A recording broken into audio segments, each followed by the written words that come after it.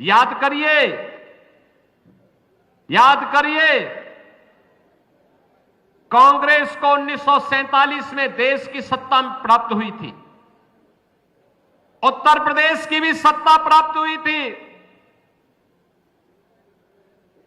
उत्तर प्रदेश में भी और देश में लंबे समय तक कांग्रेस ने शासन किया, लेकिन उसने अयोध्या में राम मंदिर के निर्माण में सदैव बैरियर बनकर के बाधा पैदा करने का कार्य किया।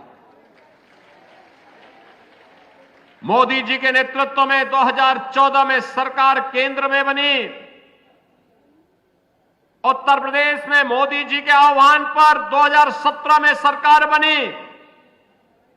2019 में अयोध्या की समस्या का समाधान जो 5 सदी का था, उसे समाप्त होने, उस समस्या को समाप्त होने में मात्र 5 साल के अंदर उस समस्या का समाधान हो गया। याद करिए, कांग्रेस समस्या का नाम है और भाजपा समाधान का नाम है। ये कांग्रेस के लोग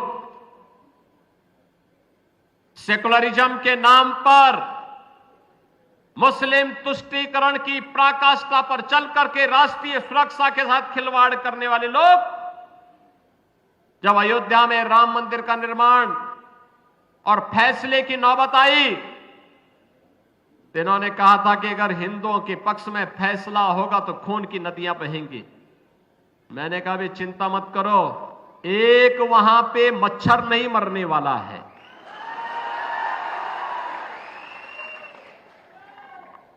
उत्तर प्रदेश में शांतिपूर्ण तरीके से सारे कार्यक्रम आगे बढ़े। ऐसे ही जब आर्टिकल 370 को समाप्त करने की बात आई थी, तब भी कांग्रेस, नेशनल कॉन्फ्रेंस, पीडीपी यही धमकी देती थी कि खून बह जाएगा। बहनों और भाइयों, आज साबित हो चुका है, जम्मू कश्मीर 370 को समाप्त करने का समर्थन करता है और विकास की मुख्य धारा के साथ जुड़ने के लिए जिन लोगों ने 70 वर्षों तक यहां पे भ्रष्टाचार फैलाया, अराजकता फैलाई, गुंडागिर्दी फैलाई, पलायन करने के लिए मजबूर किया, हिंदुओं का कत्लेआम किया, जम्मू कश्मीर को आतंकवाद की भट्टी में झोंकने का कार्य किया था, वे विफल हुए।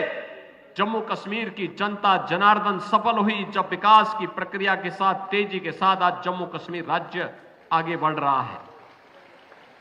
बहनों और भाइयों, कांग्रेस हो या नेशनल कॉन्फ्रेंस या पीडीपी, इन्होंने देश को विभाजन का दंश दिया, इन्होंने पलायन का दंश दिया, इन्होंने भ्रष्टाचार और दुराचार को बढ़ावा दिया, इन्होंने आतंकवाद का दंश दिया, इन्होंने भेदभाव का दंश भी आप सभी कठुआ वासियों को दिया।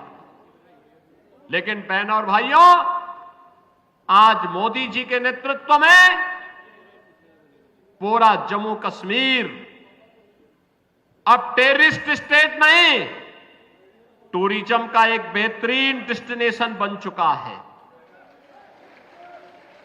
आज यहां पे लाखों की संख्या में टूरिस्ट आ रहा है। 2 चरणों के चुनाव है, दुनिया भर के लोग देखने के लिए आ रहे हैं। जम्मू कश्मीर के बारे में जो लोग गलतफहमी पैदा करते थे, आज वहां के लोग भारी संख्या में मतदान करने के लिए निकल रहे हैं। बहनों और भाइयों, ये जो विश्वास है, विकास का है, सुरक्षा का है, भ्रष्टाचार पर प्रहार का है। और इसीलिए हम कहने के लिए आए हैं, ये डबल इंजन की सरकार की ताकत क्या होती है? कनेक्टिविटी बेहतर हुई है। रेलवे में वंदे भारत जैसी वर्ल्ड क्लास ट्रेन आज जम्मू से दिल्ली के बीच में प्रारंभ हो गई है। एयर कनेक्टिविटी बेहतर हुई है। कहीं हाईवे, कहीं रेलवे, कहीं रोपवे, कहीं पर दुनिया का सबसे ऊंचा ब्रिज का निर्माण हो रहा है, तो कहीं टनल का निर्माण भी हो रहा है। यहां पे आज आईआईटी बन रही है, आईएम बन रहे हैं, एम्स बन रहे हैं,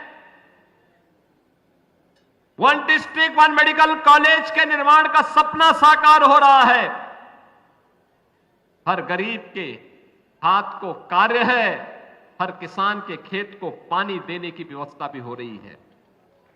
बहनों और भाइयों, याद करिए, आपके पैसे से कांग्रेस के लोग, नेशनल कॉन्फ्रेंस और पीडीपी के लोग मौज करते थे, मुख्यमंत्री बनते थे जम्मू कश्मीर का, और साल में 8 महीने यूरोप और इंग्लैंड में व्यतीत करते थे। 4 महीने जो बचते थे उनमें से 3 महीने दिल्ली में रहते थे। 1 महीने में क्या जम्मू कश्मीर के बारे में सोचते? जम्मू कश्मीर उनके एजेंडे में कभी नहीं था। यही कारण था गरीब को आवास नहीं मिल पाया, गरीब को स्वास्थ्य की सुविधा नहीं मिल पाई, गरीबों को कोई सुविधाएं नहीं मिल पाई। इन्होंने तो दलितों का अपमान किया। बाबा साहब भीमराव अंबेडकर के द्वारा बनाए गए संविधान को इन्होंने अपमानित करने का कार्य किया। इन लोगों ने आरक्षण के नियमों की ध्वजियां उड़ा करके उसे अपना जन्मसिद्ध अधिकार समझ लिया था कि यहां पे दलितों के लिए, यहां पर पहाड़ियों के लिए, यहां पे गुजरों के लिए, यहां पर बकरवालों के लिए कोई आरक्षण नहीं होना चाहिए। यही कांग्रेस, एनसी और पीडीपी करती रही। बहनों और भाइयों, आज आप देख रहे होंगे अयोध्या में रामलला विराजमान हुए तो अयोध्या का इंटरनेशनल एयरपोर्ट का निर्माण भी अयोध्या में हुआ, और इंटरनेशनल एयरपोर्ट का नामकरण महर्षि वाल्मीकि के नाम पर किया गया। यह है भारतीय जनता पार्टी और मोदी जी का विजन। मैं आज आप सबसे यही कहने के लिए आया हूं, बहनों और भाइयों, ये कांग्रेस और एनसी या फिर पीडीपी जो कहती है कि सत्ता में आए, तो ये कहते हैं कि सत्ता में आए तो 370 को फिर से बहाल करेंगे। यानी 370 को बहाल करने का मतलब जम्मू कश्मीर को फिर से आतंकवाद की भट्टी में झोंकना। क्या जम्मू कश्मीर की जनता या कठुआ की जनता इसको स्वीकार करेगी? क्या आप इसको स्वीकार करेंगे?